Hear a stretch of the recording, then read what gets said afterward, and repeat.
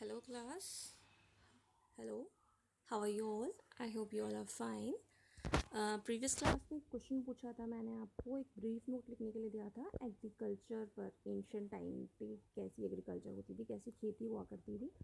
तो I hope आप लोगों को आंसर पता चल गया होगा या आपने आंसर ढूंढ लिया होगा।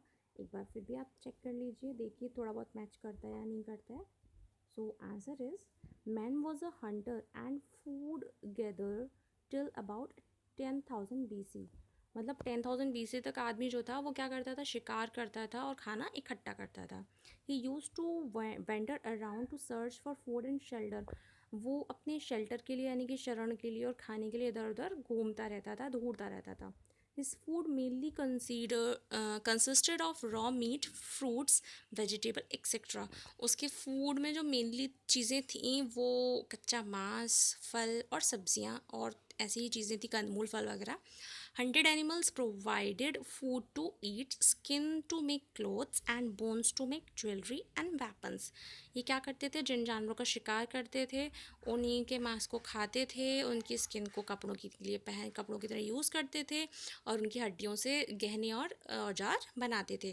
ग्रेजुअली ही learn to cultivate the land and grow crop. He tamed wild animals to obtain milk and meat and used them as beasts of burden. With the passage of time, the traditional method of agriculture changed. अब क्या हुआ कि धीमे धीमे इन्होंने क्या किया, जो पालतू इनके जानवर थे, जानवरों को इन्होंने पालना शुरू किया, उनसे दूध और मीट लेना शुरू किया। उसके बाद इन्होंने जानवरों को ही उनके ऊपर बर्डन करके उनके ऊपर ढोना शुरू किया, सामान को ढोना शुरू किया। और ऐसे ऐसे धीमे धीमे क्या होता गया कि ये एक ट्रेडिशन चलने लग गया, धीमे धीमे एग्रीकल्चर चलने लग गया। और आफ्टर सम टाइम फिर धीमे धीमे कुछ चेंजेस होते गए और आज आप मॉडर्न एग्रीकल्चर को देख ही रहे हो। तो ऐसा कुछ था एंशियंट टाइम में एग्रीकल्चर। आई होप अब समझ आ गया होगा आपको, ठीक है। So now we will start our class. Types of crops based on season. अब ऐसा नहीं है कि आप किसी भी टाइम कोई भी खेती कर लो, नहीं, अलग अलग सीज़न पे, सीज़न के अकॉर्डिंग और एनवायरनमेंट के अकॉर्डिंग ही क्रॉप खेती की जाती है। So, on the basis of seasons, crops, there are three major type of crops that are grown in India। तो भारत में सीज़न के अकॉर्डिंग तीन तरह की फसलें होती हैं। पहली है रबी क्रॉप, रबी फसल। These crop are sown in November and harvested in April. तो ये नवंबर में बोई जाती है, मतलब स्टार्ट की जाती है और अप्रैल में कटाई कर ली जाती है इसकी। तो इसमें कौन कौन सी फसलें आती हैं, वीट है, ग्राम, पी, बार्ले एंड मस्टर्ड। तो गेहूँ, धान, मटर, मस्टर्ड, सरसों, ये कुछ ऐसी फसलें हैं जो रबी फसलें कहलाती हैं, जो कि नवंबर में बोई जाती हैं और अप्रैल में काट ली जाती हैं, ठीक है। नेक्स्ट है आपकी खरीफ क्रॉप, खरीफ फसल। खरीफ फसल क्या होती है, these crops are sown in June and harvested in अक्टूबर।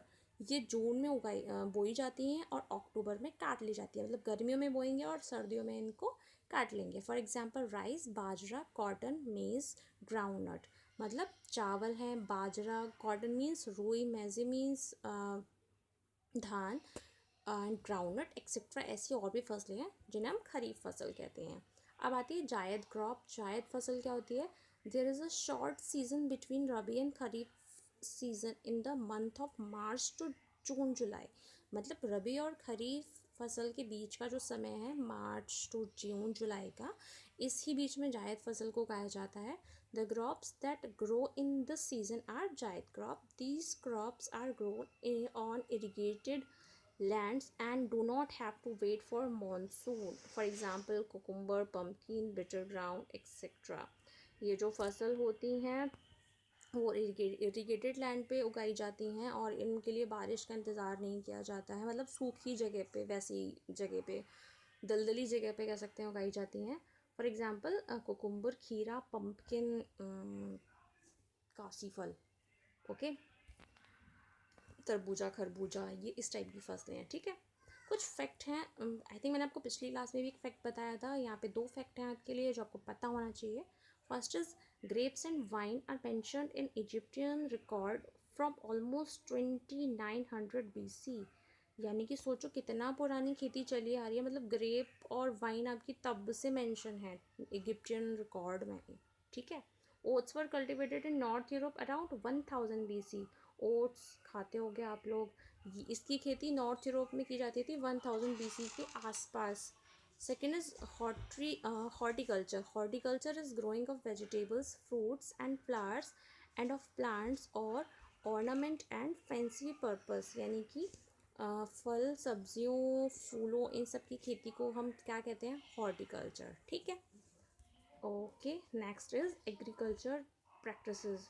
अब खेती करने के कुछ प्रोसेस होते हैं, कुछ तरीके होते हैं, कुछ प्रोसेस होते हैं, वो हम पढ़ेंगे।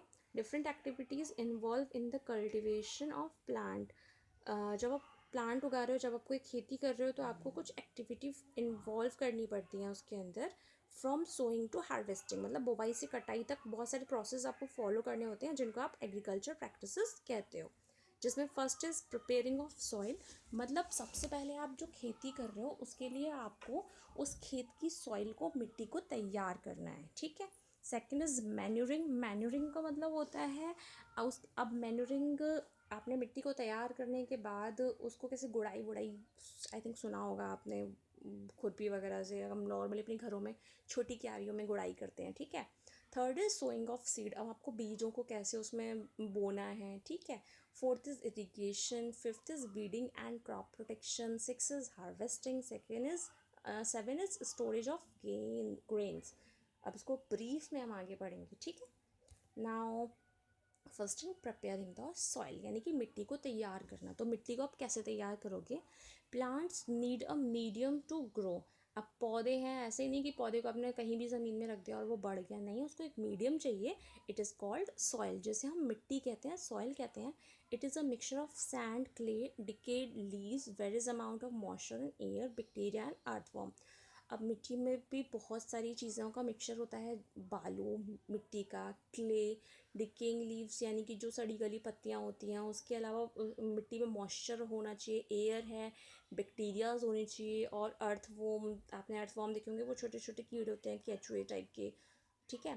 Plants absorb moisture and nutrients to make their food and grow. और प्लांट्स अपनी रूट्स के थ्रू ही वो मॉइस्चर और न्यूट्रिएंट्स लेते हैं, जिससे वो अपना फूड बनाते हैं आगे ग्रोथ करने के लिए। Preparing the soil is the first and most important stage for growing crops. मिट्टी को तैयार करना सबसे पहला और सबसे इम्पॉर्टेंट स्टेप है, बिकॉज अगर आपकी मिट्टी ही अच्छे से तैयार नहीं होगी तो आपकी फसल अच्छे से तैयार नहीं होगी। ठीक है। It involves the following 3 steps, यानी कि मिट्टी को तैयार करने में भी कुछ स्टेप हैं जो आपको फॉलो करने पड़ेंगे, जिसमें पहला है प्लॉफिंग।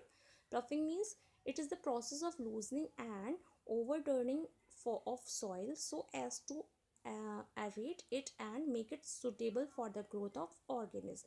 यानी कि आपको मिट्टी को लूज़ करना है। मतलब अब लेट अस सपोज कहीं की मिट्टी है, उसमें बिल्कुल मॉइस्चर नहीं है, बहुत टाइट सॉइल है कहीं का। अब आप उसमें पेड़ लगा दोगे तो क्या वो उगाएगा? क्या पेड़ की जड़ों को अच्छे से पानी, अच्छे से हवा मिलेगी? नहीं मिलेगी। तो आपको क्या करना है? उसकी अच्छे से जुताई करनी है, जिससे क्या होगा? मिट्टी ढीली हो जाएगी, उसमें प्रॉपर अमाउंट में वाटर और एयर पहुंच पाएगा, जो कि पौधों की ग्रोथ के लिए अच्छा होगा। ठीक है। इट इज़ कॉल्ड प्लफिंग और टिलिंग, इसको टिलिंग भी कहते हैं। If the soil is excessive dry, watering is needed before ploughing. और अगर मिट्टी, मैंने जब से आपको बताया कि बहुत ज़्यादा टाइट है, तो सबसे पहले आपको क्या करना है? जुताई करने से भी पहले आपको क्या कर देना है? उसमें वाटरिंग करनी है, उसमें पानी देना है, जिससे कि मिट्टी अच्छे से ईजीली प्लफ होने के लायक हो जाए। ठीक है। तो the benefits of ploughing are as follows. अब प्लफिंग क्यों की जाती है? इसके फ़ायदे क्या हैं? तो पहला फ़ायदा है, it allows the roots to penetrate deep into the soil. ये it allows the roots to penetrate deep into the soil. ये जो प्लांट्स की रूट्स होती हैं, उनको नीचे ज़मीन सॉइल में अच्छे से नीचे तक जाने देती है। Second is the loose soil helps the root to breathe easily even in the deep soil. अब किन्हीं पेड़ों की जड़ें बहुत डीप तक जाती हैं, तो क्या होगा कि अगर सॉइल लूज़ होगी तो ये ईजिली रूट्स को ब्रीथ करने में हेल्प करेगा। ठीक है। Third is loose soil help to earthworm and micro organism to grow. अगर सॉइल लूज होगी तो जो अर्थवॉर्म्स और माइक्रो ऑर्गेनिज्म आपके बैक्टीरिया वगैरह हैं इनको भी ग्रो करने में हेल्प करेगा. बिकॉज ये जो अर्थवॉर्म और माइक्रो ऑर्गेनिज्म है ये किसान के बहुत अच्छे दोस्त होते हैं, ठीक है, क्योंकि ये सॉइल में ह्यूमस को लाते हैं, ऐड करते हैं. Fourth is the soil practices trap air which is needed by the root of the plants. अगर आपकी सॉइल लूज होगी तो उसके अंदर इजीली एयर इकट्ठा हो जाएगी, एयर उसके अंदर आ जाएगी जो कि प्लांट्स के लिए बहुत ज़्यादा हेल्पफुल है. And fifth is it helps to uproot weeds from the soil. मैंने आपको पिछली क्लास में बताया था अनवांटेड हैं वीड्स, इनको क्रॉप में फसल में नहीं आने देना है, इनको टाइम टाइम पे अपरूट करते रहना है. तो इसको ये अगर लूज़ होगी तो ये इसको अपरूट करने में भी हेल्प करेगा, ठीक है. Now your homework based on our today's class.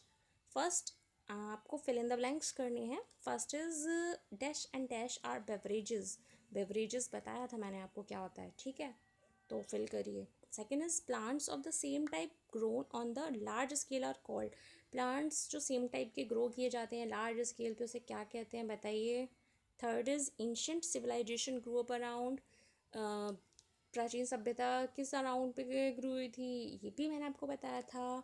Fourth is dash is a rabi crop. अब बहुत सारी रबी क्रॉप के एग्जाम्पल्स आपको पता है, उनमें से एक एग्जाम्पल आपको यहाँ फिल करना है, ठीक है. I hope you like the class. Okay, thank you class.